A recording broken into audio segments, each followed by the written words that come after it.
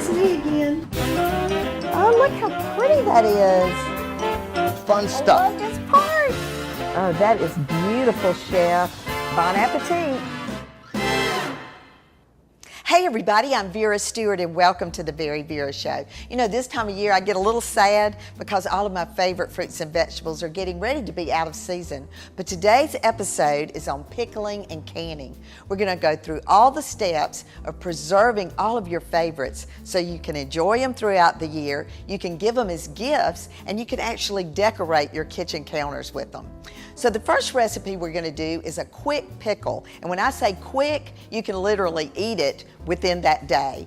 The next thing we're going to do is a watermelon rind pickle, which the children are really going to love getting involved in helping prepare this dish. And then finally, my favorite, peach marmalade made with those great Georgia peaches. And in Vera's Corner today, we're going to go through all the steps and tips to do your pickling and canning correctly. So let's get started on that quick pickle. All right, I'm ready to get started on these quick dill pickles. And you know, I love to pick up my produce here locally in Augusta at Good Earth. Rick actually goes to all these farms and he told me he picked these cucumbers out especially for me, and they actually look like it.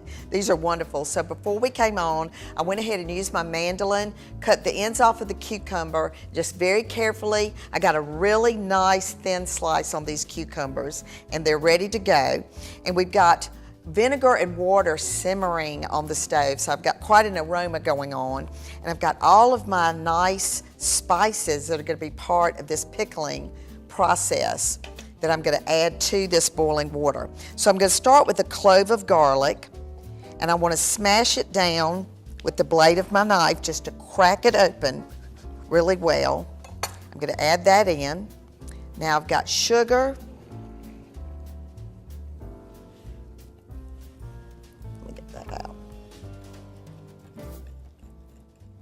Salt, peppercorns, and mustard seed. And what I'm going to do here is just turn that heat up so this can come to a nice boil. All right. And what I'm doing here is just getting the dry to dissolve. I'm going to let that boil for just a few minutes, turn it down just a little bit. And now to these cucumbers, I'm going to add fresh dill. And they actually had that at Good Earth too. But Josh, the associate producer, said, well, I've got a bay tree. And I said, well, bring it on. So we've got fresh bay leaves. I'm just going to crush these with my fingers. A little different from the dry. Oh, and it smells wonderful. All right, so now I'm going to take this boiling liquid and I'm going to move that. Just pour that all over these cucumbers. And at this point, I'm going to get that garlic kind of smushed down in there.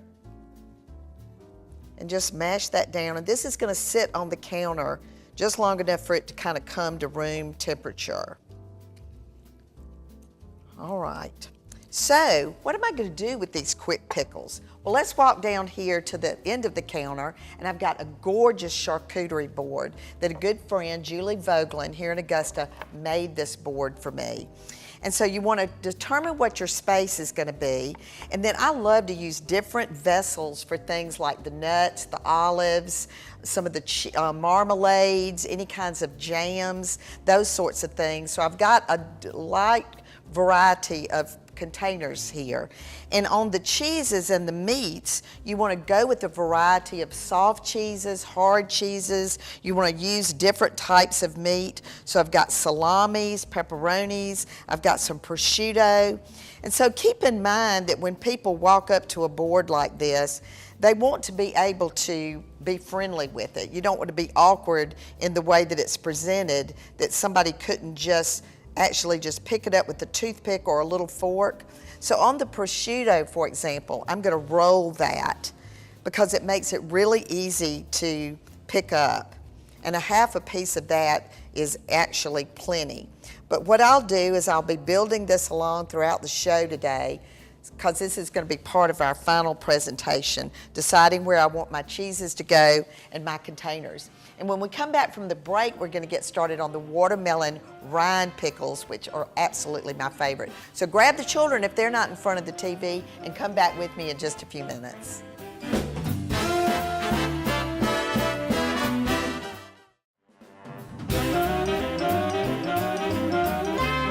You know, watermelon is my absolute favorite, and just to be able to do an episode with watermelon in it just makes the kitchen smell so good, and I'm really excited about this watermelon rind pickle. So what we did ahead of time was we went ahead and took a really beautiful watermelon and cut it in half. And then you want to lay it on the flat side and cut your strips into 1-inch pieces to make these watermelon rind pickles. So I've got that done, and now I'm going to just take each piece and use my small paring knife and just take that green skin off.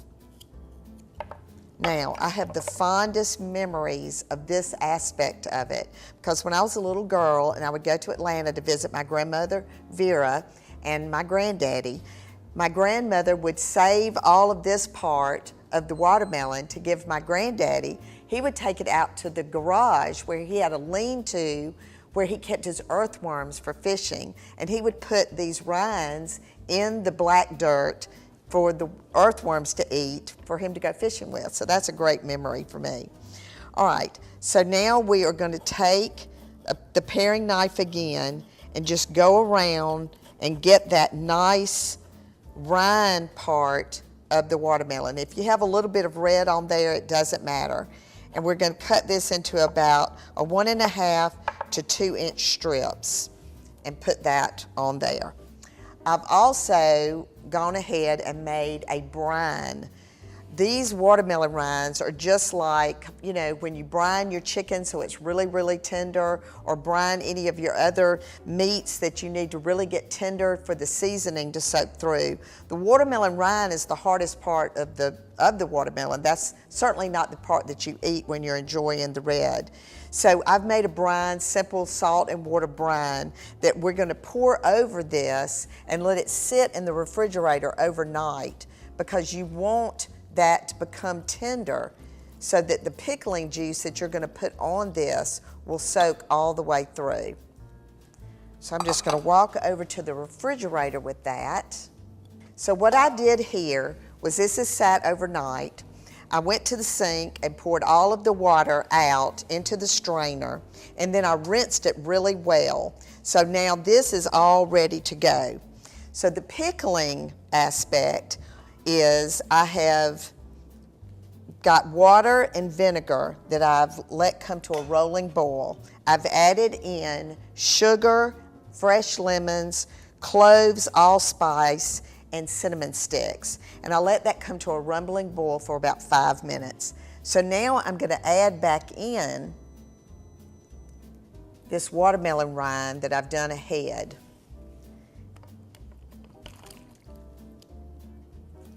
And just the smell, I mean, it's almost like Christmas in the dead of summer when you start doing all this kind of stuff, because the seasonings that we have in it remind me of the holidays.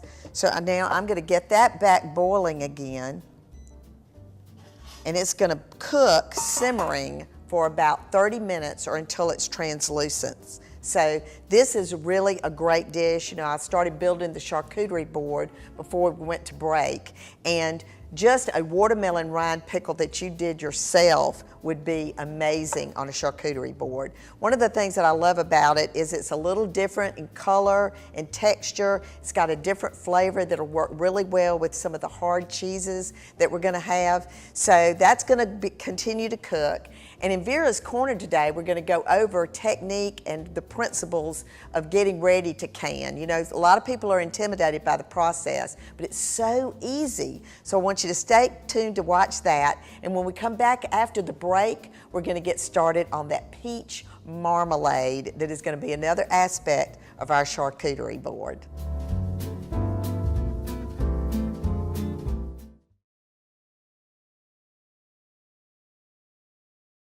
The first thing you want to do is to check your mason or ball jars for any broken or chipped glass.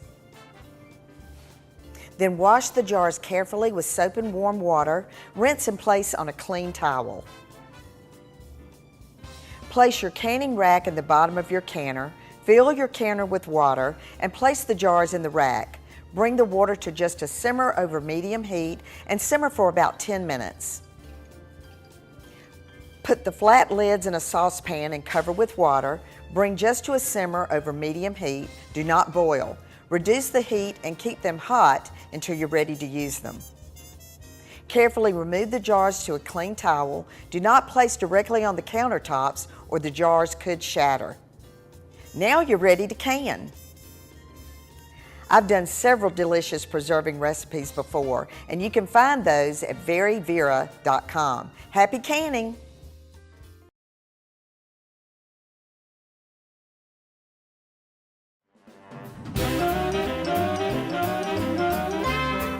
Welcome back, everybody, and now in Vera's Corner you've learned how easy canning can be. And if you decide that you want to do this, you want to have all of that ready to go with all the tips that I gave you today so you can start this process easily. So what we're making now is the peach marmalade. This is a great recipe. It incorporates these Georgia and South Carolina peaches that are just about to go out of season. So what I've done in advance is I peeled and seeded a lemon and an orange. And you want to cook that in about a fourth of a cup of water just to get it all broken up and a really nice citrusy syrup. Then I've peeled my peaches and I cut those in half and got the seed out, and then I've used my food processor. So there's lots of different ways to go about this. So let's talk about that for a moment. Some people really love the rind of a peach. So if you'd like to keep the rind on the peach, it's going to give you a little bit more color. It's going to give you a little bit more of the peach flavor because a lot of the flavor is actually in the rind. You can dice it up really fine. You can pulse it and get it almost pureed. You can do a little bit of both, which is what I've done today. So you have a really good look through the jar on the peaches. All right, so now I'm going to add in the citrus to my pot and the peaches. So I'm going to turn this up to high. And through this process, there's a lot of bringing stuff to a boil. Well, let me tell you how much I love this induction cooktop from Sub-Zero and Wolf. When you hit that boost feature on this cooktop, honestly, do you see this? It's already boiling. So this is almost the cleanliness of electric with the beauty of gas and getting that instant heat and that instant no heat with this induction feature. So what I want to do here, and I'm going to hit the boost feature, and you're going to really see that bubble. You see that? All right. So now that I've got a good bubble going on these peaches, now this is when I'm going to add my pectin. And this is what makes it gel together to make the marmalade. So just keep that process going, and I'm telling you that aroma is fantastic. And there's one that kind of got missed that's a little chunky, but I wouldn't mind having that on my toast and butter in the morning to have a great big old hunk of peaches on there. All right, so once you've got a good boil going on that pectin, that's when you're going to start adding your sugar. And this looks like a ton of sugar. That's because it is. But remember, I didn't put any extra sugar in the peaches. And, you know, marmalades and jams and jellies do have a lot of sugar. So the process here really is just to incorporate and get that pectin working. And when it starts working, you're going to get a little bit of a foam. And so what we want to do here is just continue stirring really well.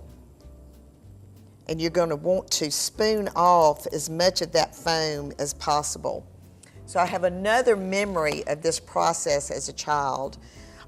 We had a family friend that had plum trees, and she would make plum marmalade. And so my first experience with doing any kind of a homemade jelly was in that kitchen. And once you put this hot liquid in the jars that she had prepared, like we did in Vera's Corner today, she would shave wax to go on the top. And it was almost another sealant besides the fact that the lid was going to pop. You would get that nice seal of the wax on top. So as this boils, you'll see this foam starting. And the way you're going to know that this pectin is working is that you're going to get a really nice cover of foam going across the top. So as we talked about earlier, these sorts of things, the quick pickles, the watermelon rind pickles, this marmalade, they're gifts from your heart, and they're love gifts of things that you've used, fresh and local produce and product that you can utilize throughout the year and give as gifts. So we're going to continue to let this boil, get that nice foam going, and when we come back from the break, we're going to get that charcuterie board finished. I'm going to show you some gifting ideas, and we're going to celebrate the end of a wonderful fruit and vegetable season. So come back with me in just a few minutes.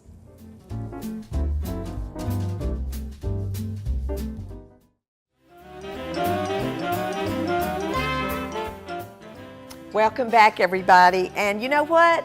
This is making me feel a little bit better about losing those fresh fruits and vegetables that are getting ready to be out of season, because we have had a great time today. I hope you've learned something about canning and preserving, and I hope you've got some ideas in mind for some of the things you're going to do over the next few weeks so that you can take advantage of the last of the season of these fruits and vegetables. So let's kind of walk through what we did today. We've got a gorgeous presentation, and we're just going to take it slowly and go back through what we learned today.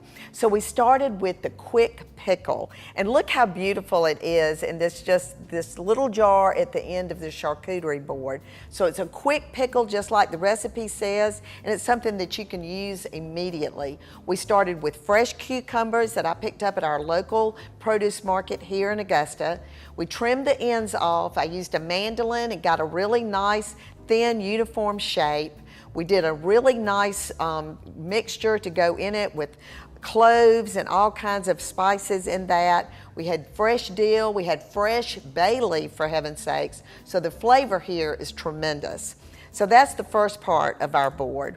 Then we went on to the watermelon rind pickle. I walked you through the story of my memories of watermelon rind as a child, and we took a beautiful watermelon, we cut the rind off, we soaked it in a nice brine to get that tenderness that we needed so that the spices could go through. We've let it cook until it was translucent. It was about 30 minutes, but now you can almost see through that white brine that was in there earlier, the white rind of the watermelon. All right, so that looks gorgeous also in that pottery bowl.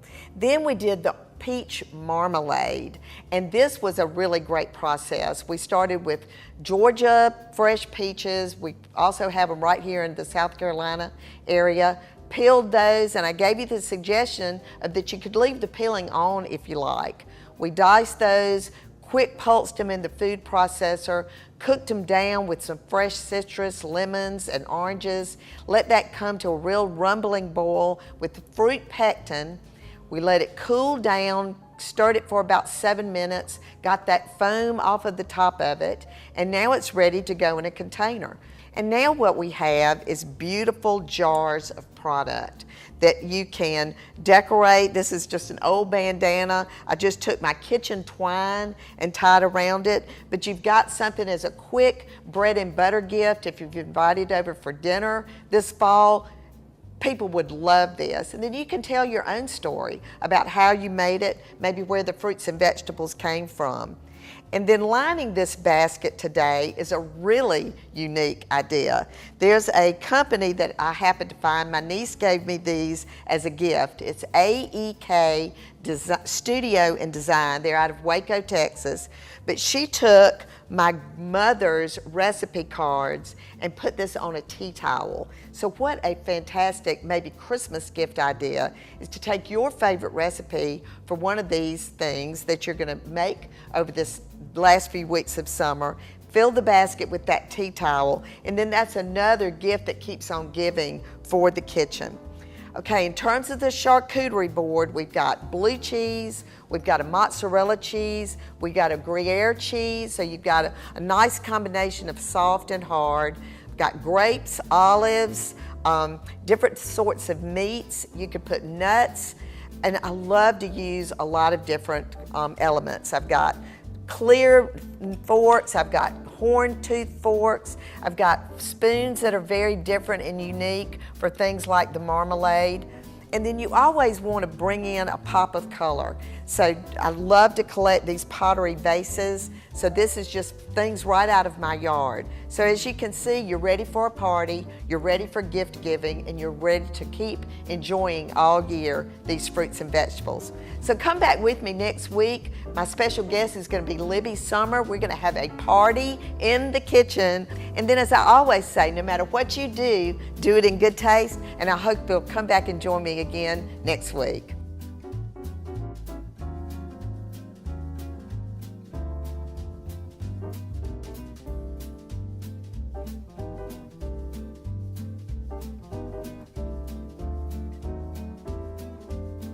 To see what's cooking with the VeryVera Show, follow us on Facebook, Instagram, and Twitter.